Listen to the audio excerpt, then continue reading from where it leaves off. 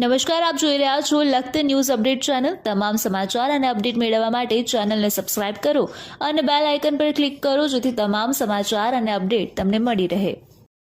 Lakhtar ન્યાયકોર્ટ road ઉપર આવેલ BRC ભવનમાં તાલુકાની પ્રાથમિક સ્કૂલના આચાર્ય અને સીઆરસી કોઓર્ડિનેટર સાથે શિક્ષણ અંગેની સમીક્ષા મિટિંગનું આયોજન કરવામાં આવ્યું। સ્કૂલ ઓફ એક્સલન્સ અંતર્ગત કામગીરીની સમીક્ષા અને વૃક્ષારોપણ કાર્યક્રમનું પણ આયોજન કરવામાં આવ્યું।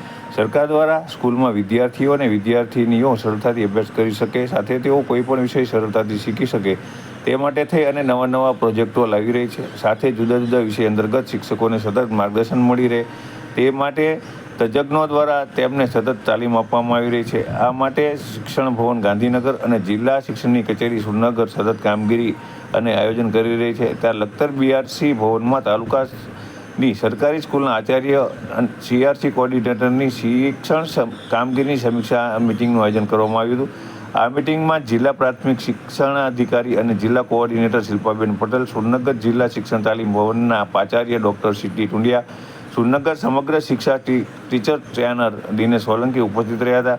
લખતર તાલુકા બીઆરસી કોઓર્ડિનેટર નિલેશ જોશી દ્વારા લખતર તાલુકાનું પ્રેઝન્ટેશન રજૂ કર્યું હતું। સાથે બીઆરસી ભવનના કમ્પાઉન્ડમાં વૃક્ષારોપણ કાર્યક્રમ કરવામાં આવ્યું હતું, જેથી કરી શાળાની અંદર આવતા બાળકો અને બીઆરસી ભવનની અંદર આવતા શિક્ષકો, બીઆરસી કોઓર્ડિનેટરો પણ અન્ય લોકોને પ્રેરણા આપે કે હાલમાં જેની તાતી જરૂરિયાત છે તેઓ વૃક્ષોનું વાવવું અને તેનું જતન કરવું તે માટે થઈને તેમને માર્ગદર્શન મળી રહે।